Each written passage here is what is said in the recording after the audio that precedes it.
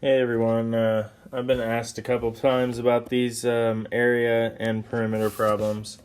So I picked number 15 on your homework. We're going to do this together. Hopefully this will help. Okay, if you need it resent to you so you can try these again, I noticed some of you just kind of missed them and then submitted anyway. Then I can do that. Just let me know. Okay, so the first thing we need to do is we need to plot these points. Okay, so once I plot them, then I just need to find the perimeter in the area, and we'll talk about how to do that just in case you've forgotten. Okay, so the first one is -1, -2, so that means I go left, -1, and then down, -2. So that'd be -1, -2. Okay, -6, -2 means I go left 6, down 2. That'd be -6, -2. And then we have -6, -8. -6, and then down -8. I bet some of you wanted to go up there maybe. That could be a common mistake. If they're both negative, then we're over here in quadrant 3. And then lastly, -1, -8. Okay, -1, -8. Okay, so if you're still having trouble plotting points, you probably need to go back and watch another video, okay? But now that I've plotted these points, we have to draw our lines or connect the dots, all right, so that we can see the shape. And now it looks like, well, let's see, what's the distance here between -2, -2 and -8? Well, that's 6.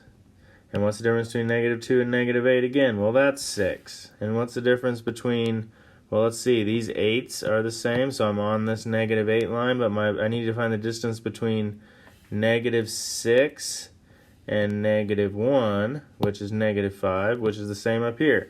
So what do I have? What shape do I have? Pause it and see if you can figure it out.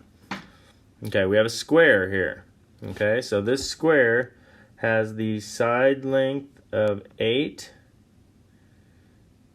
I'm sorry, we don't have a square. We have a, I'm losing it. Okay, we have a rectangle with a side length of 8 and a top length of 5. Wasn't that right? Yeah, 5. Okay, so that means the corresponding down here is 5, and over here is 8.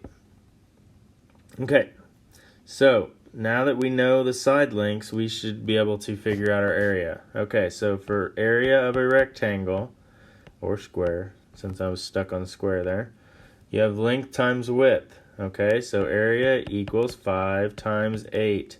So the area equals 40. The perimeter is just add up all the sides.